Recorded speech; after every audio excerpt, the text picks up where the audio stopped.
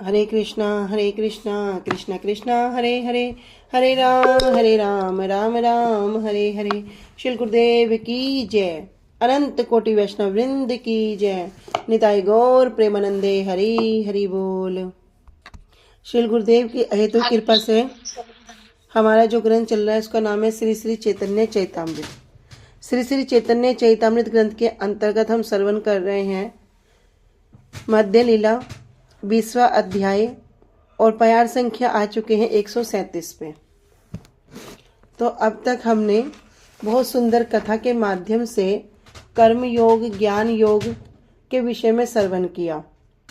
तो ये कथा क्या है इसको फिर से सुन लेते हैं। एक बार एक व्यक्ति भ्रमण करता हुआ बड़ा ही कष्ट भोग करता है, बड़ा ही दरिद्र है, बहुत ही गरीब व्यक्ति है। तब वो क्या करता है, भीख मांग के मेहनत मजदूरी करके अपना गुजारा करता है। लेकिन एक बार एक व्यक्ति उसको मिल जाता है, वो उसको देखते ही पहचान जाता है कि ये तो कोई भिखारी नहीं है, नहीं इस प्रकार कोई दरिद्र व्यक्ति है, ये तो बड़ा धनी व्यक्ति है। तो वो उससे पूछता है कि तुम यहाँ पर इस प्रकार के काम क्यों कर रहे हो, क्योंकि तुम तो बड़ी धनी व्यक्ति हो और जो तुम्हारे पिता थे उन्होंने तो बहुत सारी संपत्ति तुम्हारे लिए छोड़ रखी है, फिर तुम इस प्रकार क्यों कष्ट पा रहे हो, क्यों इस प्रकार दुखी हो। तो वो व्यक्ति तो कुछ समझ नहीं पाता, वो सोचता है ये मुझसे हास परिहास कर रहे हैं। तो बोलते कि नहीं, मैं क्या कर रहा हूँ कि तुम्हारे पिता ने अभी शरीर छोड़ दिया है और वे इस धन के विषय में तुम्हें बता नहीं पाए, इसलिए तुम इस प्रकार दरिद्र घूम रहे हो। तो वास्तव में अगर हम सब विचार करें तो अगर किसी को पता ना हो कि किसी को बहुत सारा धन है और उसे अचानक जाके कोई बोल दे अरे तेरे पास तो बहुत सारा धन है और तू यहाँ इस प्रकार घूम रहा है, पहले तो वो उस पर हास परिहास ही समझेगा। लेकिन अगर कोई बाद में उसे दृढ़ता से बोलेगा तो वो क्या करेगा, उस धन को जानने का उपाय पूछेगा कि अगर ये बात सच है तो मुझे कोई उपाय बताओ। तब वो बताता है कि तुम्हारे पिता के पास तो बहुत सारा धन था और वो ज्योतिषी उसको बता देता है कि उस धन की प्राप्ति किस प्रकार होगी, क्योंकि उपाय भी तो बताना पड़ेगा ना। सिर्फ बता दिया कि तुम्हारे पास धन है और धन उसे मिल नहीं रहा तो उससे क्या फायदा होगा। तो वो पूछता है इसका उपाय क्या है, उपाय बताओ कि कैसे धन मिलेगा। तो बोलता है कि जब तुम अपने घर से थोड़ा आगे जाओगे दक्षिण दिशा की तरफ तो वहां पर तुम खोदना नहीं, क्योंकि अगर वहां खोदोगे तो वहां पर तुम क्या करोगे, वहां पर तुम मर जाओगे। इस प्रकार कहता है जब थोड़ा और आगे जाओगे उत्तर दिशा की तरफ वहां पर भी तुम खोदना नहीं, फिर तुम कहाँ जाओगे, पश्चिम दिशा की तरफ, वहां पर भी तुम खोदना नहीं। लेकिन जब तुम पूर्व दिशा की तरफ जाओगे तब क्या करोगे, जब वहां पर थोड़ा सा ही खोदोगे तो तुम्हारे पास क्या मिलेगा, तुम्हें थोड़ा ही खोदने पर वहां पर तुम्हें धन ही धन प्राप्त हो जाएगा। तो व्यक्ति विचार करता है कि जो ये ज्योतिषी है इसने बताया कि यहाँ नहीं खोदना, वहां नहीं खोदना, वहां नहीं खोदना। तो क्या करता है, उसके मन में विचार आता है कि अगर यहाँ भी धन हुआ तो। अब वो क्या करता है, जब दक्षिण दिशा की साइड जाता है तो दक्षिण दिशा की साइड अगर वो खोदता है तब उसको क्या मिलता है, वहां पर खोदने से बड़े सारे ततैये मधुमक्खी निकलते हैं और वो क्या करेंगे, वहां पर जो धन है उसकी प्राप्ति नहीं होगी। फिर वो पश्चिम दिशा में जाता है, पश्चिम दिशा में जाकर खोदता है तो वहां पर भी उसको कोई धन प्राप्त नहीं होता। वहां तो एक यक्ष होता है जो अगर वो उसको खोदेगा धन को तो क्या होगा, वो उसको निगल जाएगा। इसी प्रकार जो वो पश्चिम दिशा में जाता है, उत्तर दिशा में जाता है तो वहां पर एक सर्प बैठा होता है, सर्प अजगर, जो क्या करेगा उसको निगल जाएगा।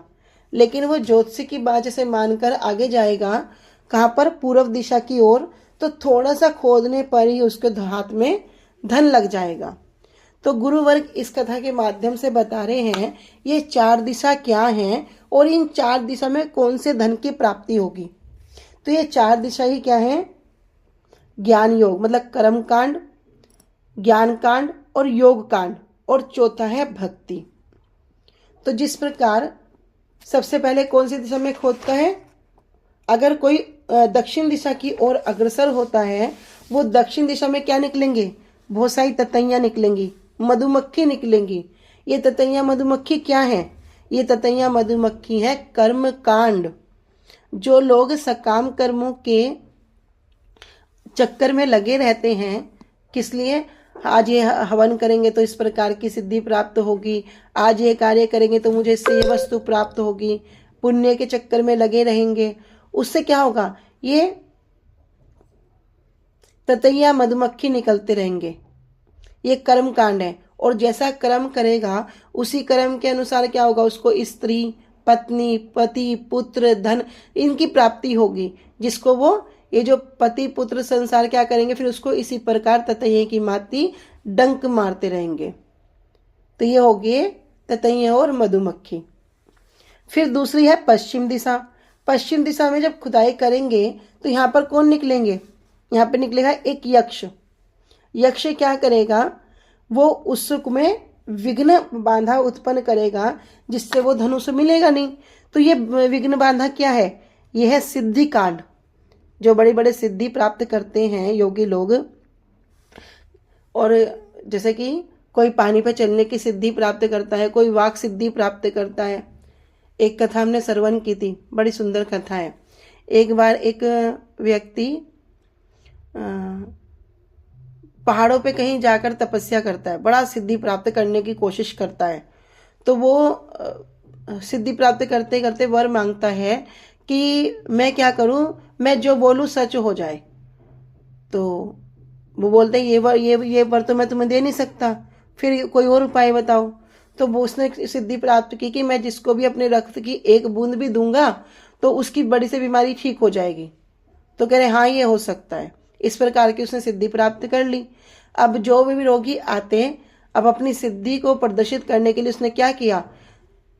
खून निकालता और थोड़ा रख लेता, और जो भी बीमारी आता उसको क्या करता? एक एक बूंद खून देता। इससे बड़े बड़े रोगी ठीक होने लगे, चाहे वो कोई कैंसर का हो, चाहे वो कितना ही बड़ा रोगी क्यों ना हो। इस प्रकार करते करते अब क्या होगी? बाबा की तो प्रसिद्धि हो गई और वहां पर लोगों की भीड़ लग गई। लेकिन शरीर से ब्लड कितना निकालेंगे? अब वो क्या करता? कहना अगर साधारण भाषा में हाथ प्रयास में बोले तो अनार का जूस, चुकंदर, ये सब लेता। लेकिन लोग तो रोज लोगों की भीड़ लग जाती। अब वो इतना कमजोर हो गया, इतना कमजोर हो गया कि उससे उठा ना जा, हिला ना जा, लेकिन लोग नहीं छोड़ते। वो उसने क्या किया? कमरा वमरा बंद करके अपना बैठ गया। लेकिन अभी लोगों की भीड़ लगी है और बड़ा हाय हाय हो रही है। जो दुख में आकुल व्याकुल है सब करे दरवाजा खोलो, दरवाजा खोलो। वो दरवाजा ना खोल रहा। क्या किया? लोगों ने खोला दरवाजा और उसको पकड़ के उसकी जो रक्त की एक एक बूंद थी सबको दे दी। अब उसकी स्थिति क्या होनी थी भैया? वो तो खत्म ही होना था। इस प्रकार की लोगों की भी स्थिति है कि अपने स्वार्थ सिद्धि के लिए अगर किसी के प्राण जाए तो जाए, पर हमारा स्वार्थ सिद्ध होना चाहिए, और इस प्रकार की स्थिति होगी। कह रहे जब पश्चिम दिशा में होते हैं तो ये सिद्धि कांड है, ये क्या करता है? ये अनेक अनेक विघ्न बांधा उत्पन्न करता है। फिर उत्तर दिशा में कौन बैठा है? एक सर्प, काला अजगर। ये क्या है? ज्ञान कांड। ज्ञान कांड अर्थात ये जो मुक्ति है, सायुज्य मुक्ति, सालोक्य मुक्ति, सर्प मुक्ति, इसमें विशेषकर सायुज्य रूप में है कि वो मुक्ति क्या होगी? अगर वो उत्तर भाग में खोदेगा तो वहां पर एक काले रंग का अजगर है। उसे धनवन तो कुछ मिलेगा नहीं, लेकिन वो अब अजगर क्या करेगा? जो खुदाई करेगा उसको ही वो निगल जाएगा। तो सिद्धि कांड और ज्ञान कांड में कोई ज्यादा अंतर नहीं है, देखने के हिसाब से कोई ज्यादा अंतर नहीं है। लेकिन हाँ बता दे कि सिद्धि कांड में ये होगा और ज्ञान कांड में ये होगा। लेकिन जब वो पूर्व दिखते ताते माटी अल्प खोदते, लेकिन जब वो पूर्व दिशा में थोड़ी सी ही माटी को खोदता है तब क्या होगा? तब उसको जो धन रखा है वो धन की प्राप्ति हो जाएगी। तो ये धनी क्या है? पूर्व दिशा में ये धन है, पितृधन हो गया। ये भगवान का जो भक्ति है, ये सेवा है, यही हमारा धन है। तो वास्तविक रूप में हमारा जो धन संपत्ति है, हम प्रयास कहाँ करते हैं? जहां पर कठिनाई होती है। ये हमारी एक है ना ऐसी बुद्धि, एक मानसिकता हो गई कि हम प्रयास वहां करेंगे जहां पर बड़ा स्ट्रगल करना हो, बड़ी विपत्ति आनी हो, और उसके बाद भी हाथ लगे या नहीं लगे कोई गारंटी नहीं है। लेकिन किसने बोल दिया भाई तू थोड़ा सा यहाँ प्रयास कर ले तुझे सब मिल जाएगा, लेकिन वहां प्रयास करने में क्या करेंगे, बड़ा दुविधा करेंगे, संकोच करेंगे। अरे ऐसे भी कोई होता है? बोल दिया हरे कृष्ण महामंत्र करो, हरे कृष्ण महामंत्र तुम्हें सब कुछ दे सकता है, ऐसा थोड़ा ना होता है। मंत्र तो बहुत सारे हैं, हम तो ये मंत्र करेंगे, हम तो सोमवार को शिव जी की पूजा करेंगे, गणेश को मंगल में हनुमान जी की पूजा करेंगे, बुध में गणेश, ऐसे ही तो होता है, यही तो सब करते आ रहे हैं, हम भी ऐसे क्यों ना करेंगे। लेकिन अब भी किसी ने बता दिया हरे कृष्ण महामंत्र करो तुम्हें सब कुछ मिल सकता है, लेकिन यकीन होगा? नहीं होगा। एक बार एक व्यक्ति क्या कर रहा था, अपना नदी पार करके आश्रम में जाना होता था। अब एक बार आश्रम से लौटते हुए रात हो गई, देर हो गई, तो कोई नाविक नहीं मिल रहा है। तो गुरुजी से बोला, गुरुजी मुझे जाना है और रात को अभी कोई नाविक नहीं मिलेगा। गुरुजी बोले जाना क्यों है, यहीं रह जा। बोले नहीं नहीं गुरुजी जाना तो पड़ेगा, यहाँ रहूंगा तो पत्नी की पुत्र की चिंता करूंगा, और वहां रहूंगा तो सुबह भागने के लिए आपकी चिंता करूंगा, इसलिए आपकी चिंता करना उत्तम है। गुरुजी बोले ठीक है, एक पर्ची पे कुछ लिख दे और उसे दे दिया शिष्य को। बोले कि जा इसको मुट्ठी में बंद करके और नदी पार कर लेना। बोला गुरुजी हो जाएगा? कह रहे हाँ हाँ हो जाएगा। आ गया उत्सव समय, अब नदी पार करने लगा, मुट्ठी में वो बंद है, पानी में पैर रख के देखा तो क्या हो गया, अरे ये क्या, पानी में वो डूब नहीं रहा। तो उत्साह से चलने लगा, चलते चलते जैसे ही नदी पार करते करते बिल्कुल किनारे पे ही आया, मन में डाउट आया, ऐसा गुरुजी ने क्या लिख के दे दिया कि पूरी नदी मैंने ऐसे चल के पार कर ली, जरा खोल के देखूं। इतना मन में संशय आते ही जहां पे खड़ा था वहीं पानी में गिर पड़ा। लेकिन हमारा यही हाल है, यही हाल है। किसने बोला भैया ये राख की चुटकी ले जाओ तुम्हारा बड़े से बड़ा रोग दूर हो जाएगा, पर विश्वास नहीं होता। कह रहे भैया बहुत सारे मंत्र है, अरे उस मंत्र से हमने वो सिद्धि प्राप्त कर ली, तुम्हें पता उसने वो ऐसा किया, वहां पे ऐसा हो गया। बस उसी माया चाल में हम भ्रमित हो जाते हैं, और जो वास्तव में जो भजन साधन है उसको पीछे रख के और संसारिक में और माया के काम में अग्रसर होने के कारण अपने वास्तव वस्तु को भूल जाते हैं। जबकि श्रीमद् भागवतम में क्लियरली वर्णन कर दिया कि भैया कृष्ण की पूजा करो। तो बोलते हैं तुम तो कृष्ण को ही भगवान मानते हो, क्या कृष्ण और के सब भगवान नहीं है? हम सिर्फ कृष्ण की पूजा क्यों करें, बाकी देवी देवता नाराज होंगे तो?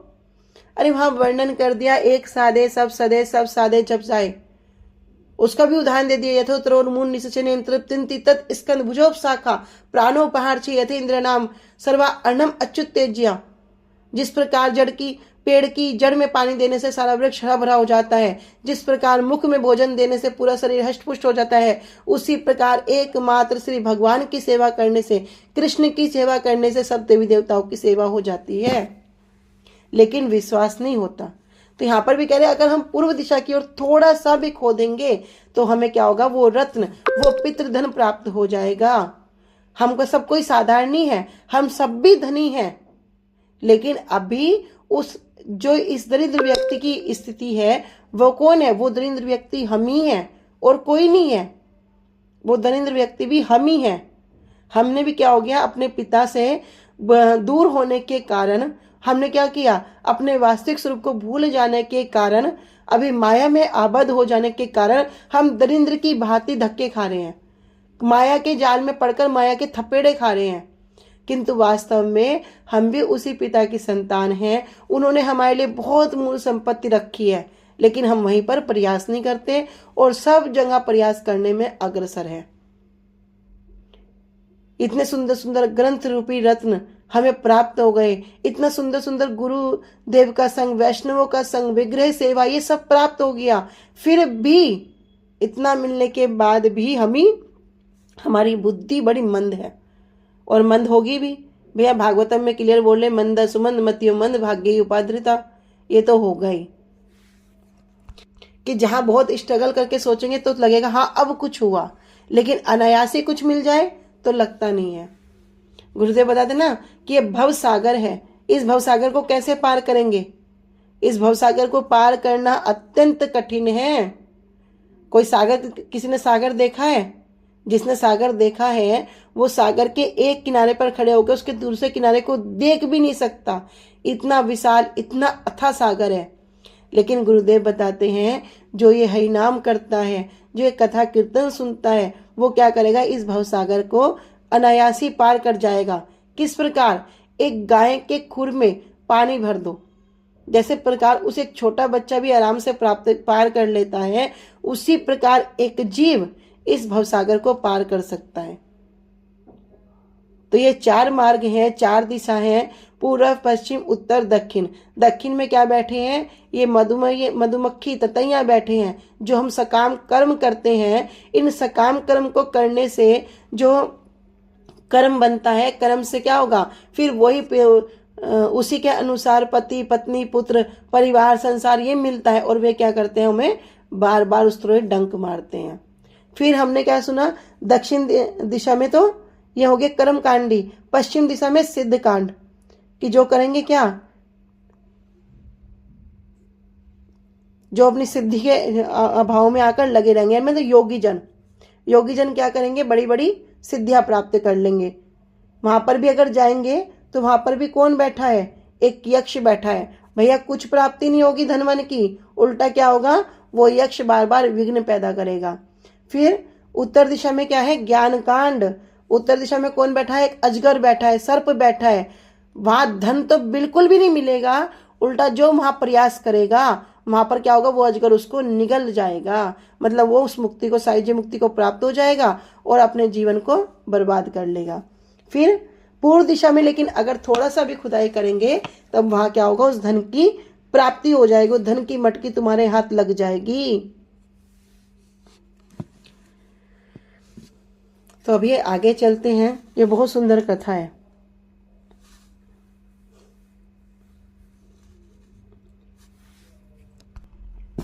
यम के द्वारा दंडनीय दक्षिणा ग्रहण करके फल का आरोप करते हैं। इस कर्म मार्ग में जीव भोग वासना रूपी ततैये मधुमक्खी आदि के द्वारा डंक मारे जाने पर कष्ट प्राप्त करते हैं। इससे उनके भोग की आशा पूरी नहीं होती, केवल उत्तरोत्तर ऊपर की ओर बढ़ती जाती है। फिर उत्तर मार्ग में साधनी सिद्धि वांछा प्रायण योग मार्ग है। यही क्या है, योग मार्ग है।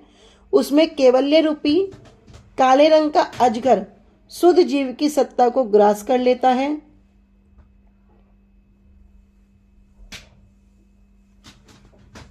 किसी के मत के अनुसार उत्तर मार्ग साधनी निष्काम ज्ञान मार्ग है। वहां शुद्ध जीव की सत्ता को ब्रह्म सायुज्य रूपी काले सर्प ने ग्रास कर रखा है। फिर यक्ष धन का रक्षक है और धन को प्रदान करने वाला नहीं है, सिर्फ रक्षक है, पहरा दे सकता है लेकिन उसकी एंट्री में नहीं अधिकार नहीं है। यक्ष से प्रार्थना करने वालों का विनाश के अतिरिक्त धन की प्राप्ति दुराशा मात्र है, अर्थात धन के लोभ से प्रलोभित करके यक्ष अंत में धन पाने के अभिलाषी व्यक्ति का विनाश करने वाला है। वास्तव में ज्ञान मार्ग में अथवा योग मार्ग में सायुज्य और केवल्य दोनों ही जीव की सत्ता के संहारक है। श्री कृष्ण भक्ति ही बद्ध जीव का पूर्व अर्थात सिद्धन है, पहला भी, और सिद्धन वही है कौन, श्री कृष्ण की भक्ति। उसे प्राप्त करके जीव शुद्ध जीव नित्य काल के लिए धनी हो जाता है, और भक्ति धनहीन व्यक्ति जड़ीय नश्वर अभाव से ग्रस्त होकर कभी तो कर्म रूपी ततैये के डंक से छटपट करता है, धन प्राप्त नहीं करता, और कभी श्री कृष्ण की तरफ पीठ करके श्री कृष्ण से अपने मुख को मोड़कर अहम ग्रह उपासना में अथवा केवल्य के साधन में व्यस्त होकर योग रूपी यक्ष के द्वारा प्रेम धन से वंचित हो जाता है। पुनः उत्तर में अर्थात शुद्ध जीव सत्ता से रहित सायुज्य अथवा केवल्य रूपी सर्प के मुख में गिरकर भी धन प्राप्त नहीं करता। एछे शास्त्र कहे कर्म ज्ञान योग त्यजी, भक्ति कृष्ण वश है भक्ति तार भजी। एछे शास्त्र कहे, इस प्रकार शास्त्र कहते हैं कर्म ज्ञान योग त्यजी, कि भैया कर्म को ज्ञान को और योग को त्याग दो और क्या करो, भक्ति कृष्ण वश है, भैया भक्ति के द्वारा ही भगवान वश में हो सकते हैं। और भक्ति तार भजी, और वे भक्ति क्या होते हैं, श्री कृष्ण भी उसी भक्ति के वशीभूत हो जाते हैं। न साध्यति माम योगो न सांख्यक धर्म उद्धव न स्व अध्याय स्वतपस्यागो यथा भक्तिर्ममोर्जिता। न साध्यति, साध्यति होता है कि संतुष्ट होने का जो कारण है। करेक्ट, ना कभी भी नहीं, माम कि क्यों मुझे योग से न सांख्य धर्म उद्धवा, और न ही सांख्यम कह रहे परम सत्य के जो विषय में जो ज्ञान प्राप्त करने की जो प्रक्रिया है उसके द्वारा भी नहीं। न स्व अध्याय, जो वेदों का स्व अध्ययन करते हैं, तपस्याएं करते हैं, त्याग संन्यास ग्रहण कर देना या दान कर देना, यथा भक्ति ममोर्जिता, कि यथा भक्ति जिस प्रकार भक्ति से ममोर्जिता जो मुझे अपने वश में कर सकता है। कह रहे उद्धव, यहाँ पर भगवान उद्धव से कह रहे हैं कि मेरे प्रति की गई प्रबला भक्ति जिस प्रकार मुझे वशीभूत कर सकती है, यथा भक्तिर ममोर्जिता, कि जिस प्रकार भक्ति मुझे वशीभूत कर सकती है, न साध्यति माम योगो, उस प्रकार अष्टांग योग मुझे वश में नहीं कर सकते। न सांख्य, न कोई सांख्य ज्ञान कर सकता है, न स्व अध्याय जो ब्राह्मणों का स्व शाखा है, अध्ययन रूप स्व अध्याय है। तपस्या, सब प्रकार की तपस्या। त्याग रूप कि सन्यासियों के द्वारा भी क्या होगा, जो त्याग करके दिखा देते हैं, कह रहे ऐसे भी मुझे कोई वश में नहीं कर सकता। तो भगवान कह रहे हैं कि हे उद्धव, ना तो अष्टांग योग से, ना निर्विशेष अद्वैतवाद से, ना परम सत्य के विश्लेषणात्मक अध्ययन से, न वेदों के अध्ययन से, न तपस्या से, न दान से, न संन्यास ग्रहण करने से कोई व्यक्ति मुझे उतना तुष्ट नहीं कर सकता। कितना? जितना कि वो मेरा अनन्य भक्ति से मुझे कर सकता है। तो न सांध्यति माम योगो न सांख्यम धर्म उद्धवा न स्व अध्याय तपस्त्यागो यथा भक्तिर ममोर्जिता। तो एकमात्र क्या है, भक्ति ही विशेष है। भक्ति के वश में आकर भगवान क्या करते हैं, जब सखाओं के साथ क्रीड़ा करते हैं तो स्कंदे चढ़े स्कंदे चढ़ाए, तो कभी स्वयं घोड़े बन के अपने सखाओं को अपनी पीठ पर चढ़ाते हैं और कभी सखाओं की पीठ पर विराजमान हो जाते हैं, और उसी प्रेम के वशीभूत होकर क्या करते हैं, यशोदा मैया के सामने एक बालक की तरह रोते हैं, भूल जाते हैं मैं भगवान हूं। वहां अपनी आंखों को मलते हुए छोटे बच्चे की भांति क्या करते हैं, रुदंतम मुहुर नेत्र युग्मम मर्जंतम, उसी प्रेम के वशीभूत होकर क्या करते हैं, वहां पर रोते हैं। मैया के हाथ में छड़ी देखकर डरते हैं, भय से कांपते हैं, और जब कांपते हैं तो गले की जो उनकी माला है वो भी क्या होती है, वो भी कांपने लग जाती है। यहां तक कि जब दुर्वासा ऋषि जी का हम संवाद श्रवण करते हैं कि उन्होंने क्या किया, अमनीश महाराज जी को मारने के लिए अपनी जटा को उखाड़ के फेंका, जिससे कृत्य नामक राक्षसी उत्पन्न हुई, और भगवान ने तुरंत सुदर्शन चक्र ने क्या किया, दुर्वासा ऋषि जी का पीछा किया। उस कृत्य नामक राक्षस तो वध तो किया, लेकिन अब दुर्वासा ऋषि का पीछा कर रहे। दुर्वासा ऋषि जी उस सुदर्शन चक्र के ताप को सहन नहीं कर पा रहे, भागते भागते ब्रह्मा जी के पास जाते हैं। ब्रह्मा जी बोलते हैं मेरे बस की बात नहीं है। शिव जी के पास जाते हैं, शिव जी कहते हैं भैया मेरे बस की बात नहीं है, जिसका है उसके पास जाओ। जब विष्णु के पास जाते तो बोलते भैया ये मेरे हाथ में भी नहीं है। बोले ऐसा कैसे, तुम्हारा अस्त्र तुम्हारे हाथ में नहीं, किसके हाथ में होगा? बोले जिसके चरणों में अपराध किया है जाके वहीं क्षमा याचना करो। तो वहां पे कह रहे हैं ना, भगवान भी कह रहे हैं अहम ही भक्त प्राधीनो ही अस्वतंत्र साधु भीर ग्रस्त हृदयो भक्तिर भक्त जन प्रिय। मैं भी स्वतंत्र नहीं हूं, मैं भी ऐसी भक्ति के वशीभूत हूं। जब कोई निष्काम भक्त जिसकी कोई भी इच्छा नहीं है, स्वसुख की कोई भी आशा नहीं है, ऐसे भक्त के पीछे भगवान क्या करते हैं, भगवान उनके ऋणी हो जाते हैं और उनके पीछे पीछे उनको चलना पड़ता है। भुक्ति नहीं लेंगे, मुक्ति नहीं लेंगे, सुख नहीं लेंगे, ये नहीं लेंगे, एकमात्र क्या चाहिए, सेवा, एकमात्र सेवा। अच्छा क्या चाहिए, प्रभु सेवा दे दो अपने चरणों की। सेवा पूरी, सेवा दे दी, फिर क्या चाहिए, फिर सेवा दे दो, बस सेवा का फल सेवा, सेवा का फल सेवा। भगवान भी सोचते हैं ये कैसे भक्त हैं, इन्हें स्व सुख की कोई इच्छा ही नहीं है। तो ऐसे भक्त के प्रति भगवान भी वशीभूत हो जाते हैं, और जब ऐसे भक्त चलते हैं तो भगवान भी उनके पीछे पीछे चलते हैं। क्यों? क्योंकि जिस प्रकार गोपियों का वर्णन है ना, कि गोपियों का ऋण भगवान कहते हैं ना पारे अहम से यूजा सखायम, कि मैं तुम्हारा कभी भी ऋण नहीं उतार सकता, मैं तुम्हारा कभी भी ऋण से उऋणी नहीं हो सकता है। लेकिन भगवान भगवत गीता में क्या कह रहे हैं, तांगस्ताम भजाम्यम ये यथा माम प्रबंधनते तांगस्ताम, जो मेरा जैसा भजन करता है मैं उसका उतना ही भजन करता हूं। लेकिन जब यही बात गोपियों के वर्णन में आई तो ये बात भी क्या हो गई, फीकी पड़ गई, झूठी पड़ गई। कह रहे भैया गोपियों का ऋण भी मैं नहीं उतार सकता, क्योंकि मैंने तो क्या किया, अपने घर परिवार माता पिता सबके बीच में रहकर गोपियों के प्रति रहा। लेकिन गोपियों ने क्या किया, सब कुछ त्याग कर, कुल धर्म लोज धर्म लज्जा सब कुछ त्याग कर क्या किया, एकमात्र मेरी ही प्रसन्नता के लिए वो अग्रसर रही। तो इस प्रकार जब कोई भगवान के भक्त निष्काम होते हैं तो भगवान भी क्या करते हैं, उनके पीछे पीछे चलते हैं, कि जब ये भक्त चलेगा और इसके चरणों से जब धूली उड़ेंगी उसको मैं अपने ऊपर ग्रहण करूंगा, ताकि मैं इसके ऋण से कुछ उऋणी हो जाऊं। आगे कह रहे हैं, भक्त्या अहम एक्याग्रहम श्रद्धे आत्मा प्रिय सताम, भक्ति ही पुनाति मन निष्ठा स्वाप स्वपाक नाप अपि संभवात। कह रहे हैं भक्त्या अहम एक्या, एक्या अर्थात एक निष्ठ, भक्त्या अहम भैया भक्त के द्वारा जो एक निष्ठ, और अहम, अहम अर्थात मैं, जो पूर्ण पुरुषोत्तम भगवान है,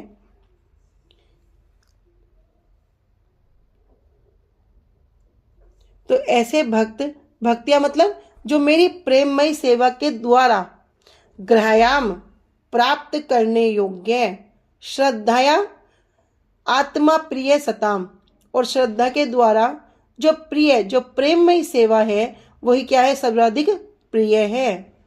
भक्ति पुनाति मन निष्ठा, भक्ति पुनाति उसी भक्ति के द्वारा मन निष्ठा, जो मुझ में समर्पित हो जाते हैं वही शुद्ध करती है। स्वपाकान, ऐसे मनुष्य में अगर कोई अधम से अधम भी है, कौन है, चांडाल, स्वपच, कुत्ते का मांस खाने वाला, करे संभवात, वो जन्म और अन्य परिस्थितियों की कमी से क्या होगा, वो भी ऊपर उठ जाएगा।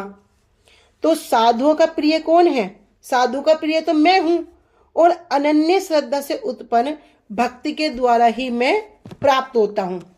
भक्ति ही मुझ में निष्ठा रखने वाले चांडाल का भी जन्म दोष से उद्धार कर देती है।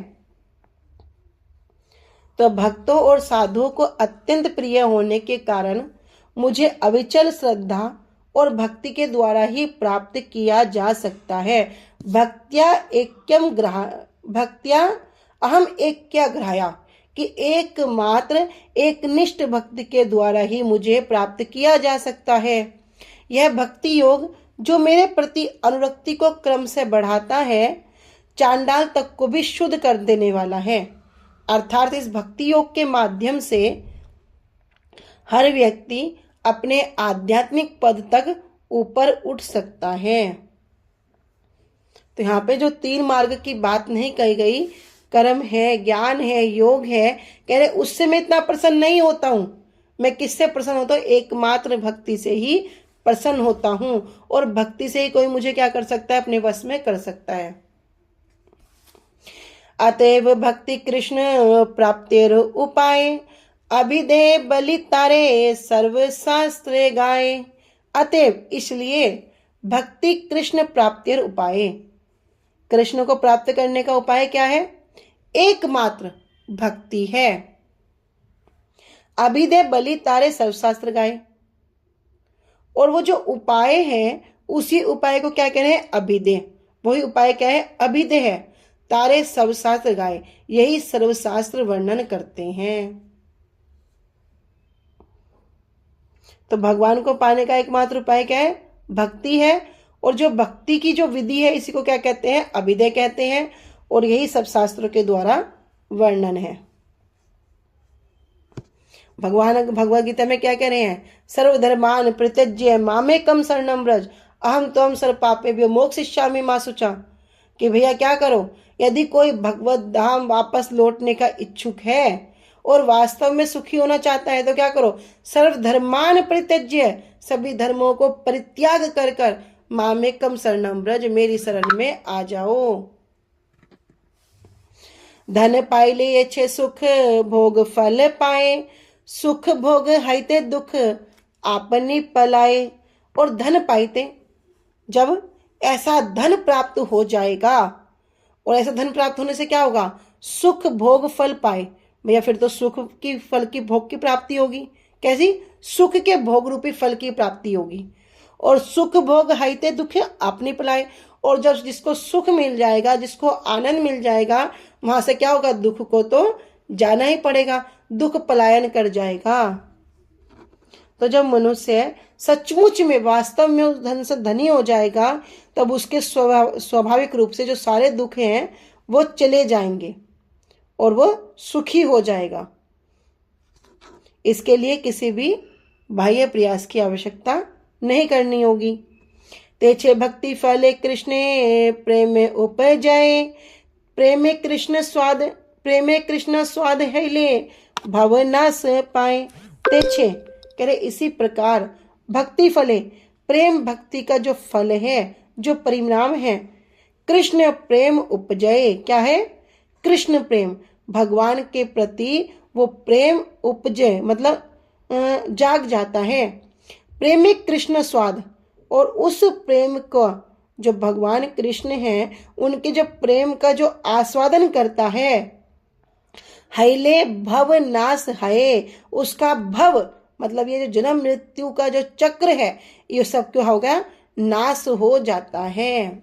इससे उसको छुटकारा प्राप्त हो जाता है। धन प्राप्त होने से जैसे सुख भोग रूप फल की प्राप्ति होती है और सुख भोग से दुख अपने आप ही दूर हो जाते हैं, इसी प्रकार भक्ति के फल से श्री कृष्ण के प्रति प्रेम उत्पन्न होता है। और प्रेम में श्री कृष्ण स्वादन होने पर, जब उस रस का आस्वादन होने लगेगा, तब क्या होगा? होने पर भवनाश, जन्म मृत्यु के चक्र का नाश हो जाता है। तो कुछ ना कुछ रस का आस्वादन तो किंचित मात्र भी कहीं ना कहीं हो रहा है। अगर नहीं होता तो क्यों ये कथा सुनते, क्यों ये हरि नाम करते, क्यों इस सेवा के लिए तत्पर रहते? भले अभी उसका किंचित मात्र भी है, लेकिन अभी है। तो उसी रस के आस्वादन के कारण और वाले और मिले, उसी में तो लगे हैं ना, कहीं से और मिल जाए और प्राप्ति हो जाए।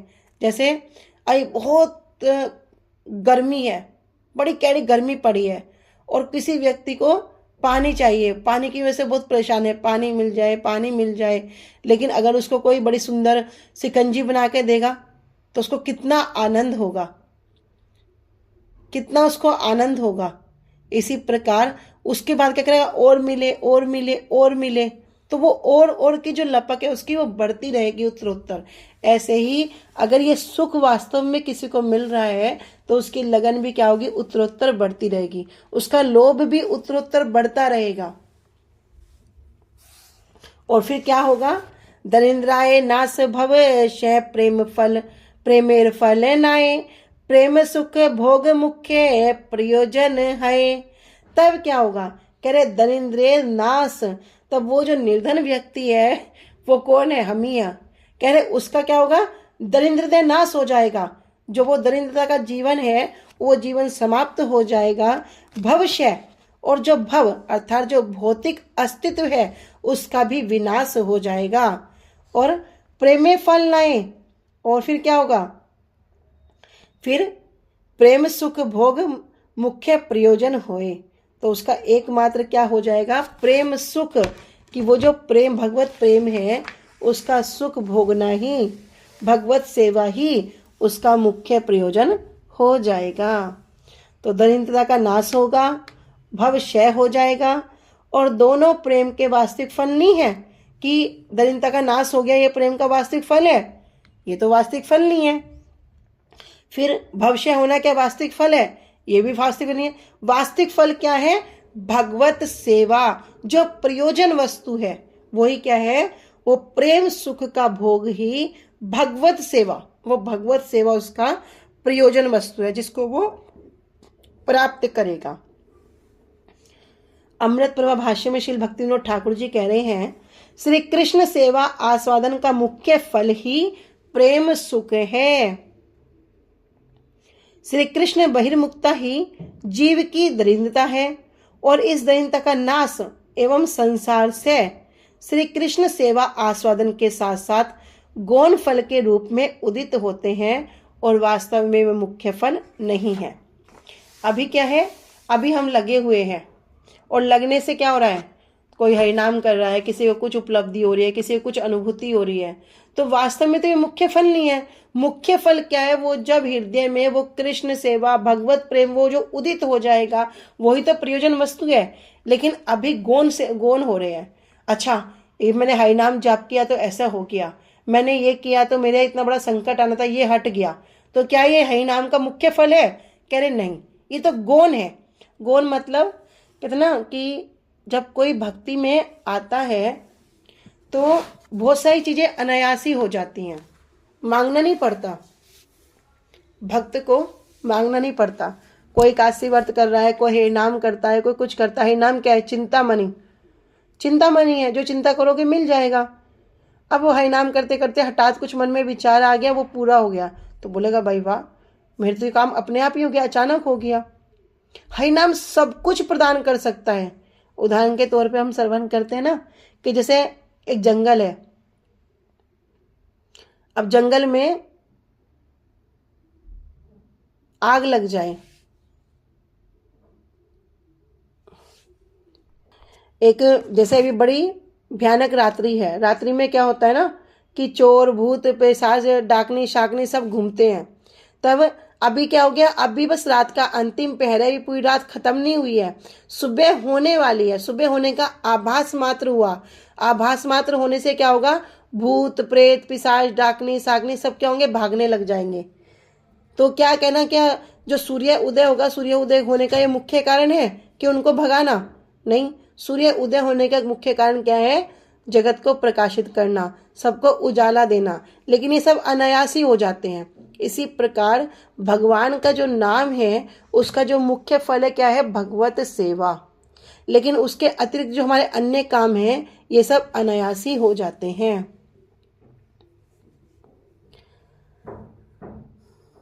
वेद शास्त्र का है संबंध अभिदय प्रयोजन, कृष्ण कृष्ण भक्ति प्रेम तीन महाधन।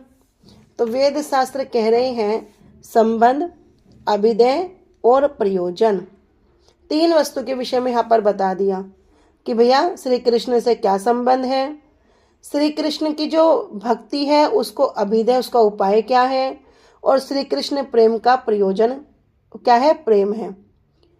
इसलिए श्री कृष्ण भक्ति और श्री कृष्ण प्रेम ये तीन महाधन हैं। तो जो दरिद्र व्यक्ति है उसके लिए धन क्या है? यही तीन महाधन है, संबंध अभिदय प्रयोजन। इसलिए श्री कृष्ण भक्ति और श्री कृष्ण से प्रेम ये तीन महाधन है। आज हम यहीं तक रखते हैं, आगे कल श्रवण करेंगे। वांछा कल्पतरुभ्यश्च कृपा सिन्धुभ्येव च पतितानां पावनेभ्यो वैष्णवेभ्यो नमो नमः। श्री गुरुदेव की जय, अनंत कोटि वैष्णव वृंद की जय। निताय गौर प्रेमानंदे हरि हरि बोल। हरे कृष्णा। सभी को धन्यवाद।